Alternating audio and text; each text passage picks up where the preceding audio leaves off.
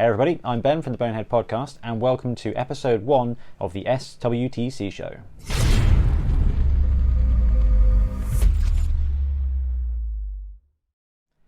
So the first tournament to talk about in the SWTC is the Foodbowl in Cardiff. Now this is a very special one. Not only is it the first tournament in the 2019-2020 season of the SWTC, but more importantly it's actually a charity event. So the chap running it, who goes by MS Javid or Mohammed Sabil, really lovely guy.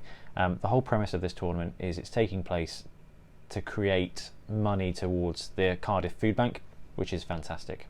It's being held on the 16th of November at the Firestorm Games shop in Cardiff.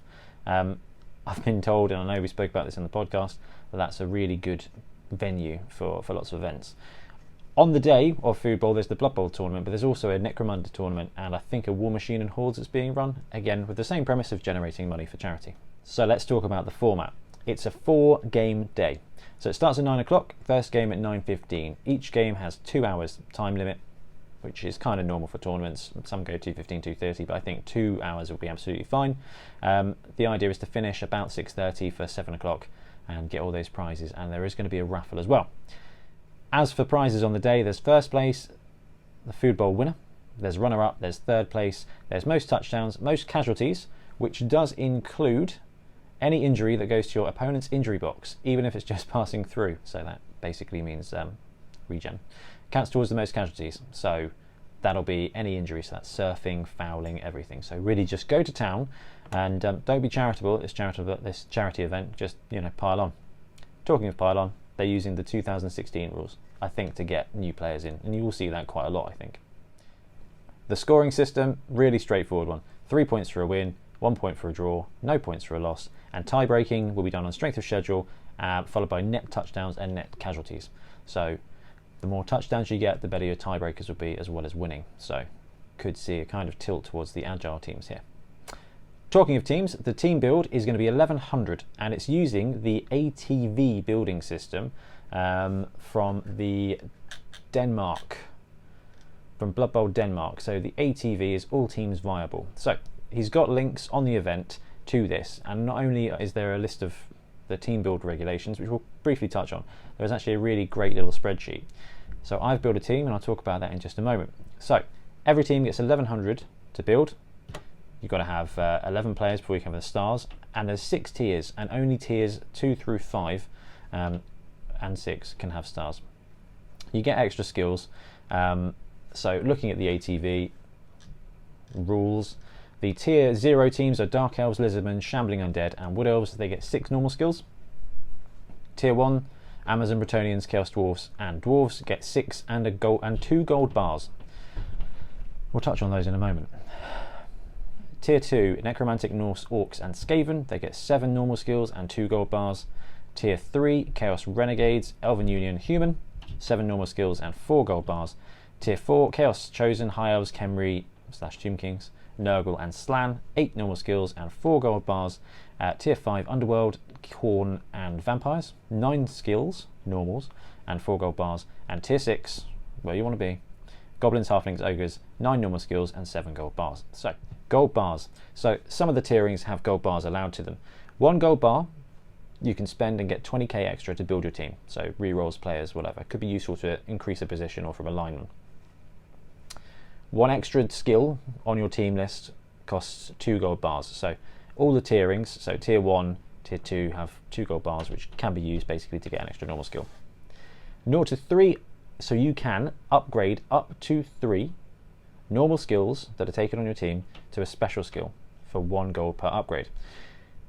0 to 2 special skills may be used to pick an upgrade as if it was a double. And also special skills can be used to give a second normal skill to another player. So if you had a Chaos Warrior, you wanted to go Mighty Blow Block, it would use that special skill to put the second skill on them. You can also use it to upgrade a regular guy with a skill to get a double instead. So it seems like a complicated rule set, but it isn't once you read through it. Difficult to talk through on video, so I do apologise. The links are in the video notes. But I did build a team. So, got a tournament coming up. Loving the look of Wood Elves. I don't play Wood Elves very often, but actually they're quite an aggressive one, and the emergence of the Tree Man being really popular on the Wood Elf team has led me to have a go. So I've made a roster. Let's have a quick look. So using the really good ATV coach roster Excel spreadsheet, I have built this Wood Elf team. So they're going to be called the Wild Hunters because any of you who watch 7 Super Series will know that not the most successful team, but one of the most fun teams is our Wood Elf one, called the Wild Hunters. So we're going to carry them on. We're going to run 2 War Dancers, a Thrower, 3 Catchers, 1, 2, 3, 4 Line Elves, and a Tree Man, with 2 rerolls, and all in all that comes to 1100. So that's not a bad build. That's what I think a lot of the teams took at the World Cup. With this format, you get 6 normal skills anyway. So Wood Elves are tier 0, so they don't get any gold bars to spend, but we don't need them. 1 War Dancer with Strip Ball, 1 War Dancer with Frenzy, a Leader Thrower to get that 3rd reroll. I'm a cautious player. A Catcher with Block, because, you know, having 2 blodgers isn't quite enough.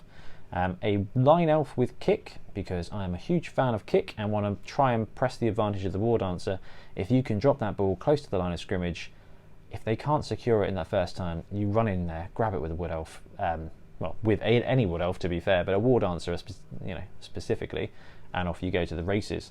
And a Tree Man with Break Tackle. Now, I don't think I saw many of the top World Cup builds run that skill, but I love Break Tackle on big guys, and Treemen have no movement anyway, and your Wood Elf team are really fast. So historically, running a Treeman on a Wood Elf team is always kind of subpar.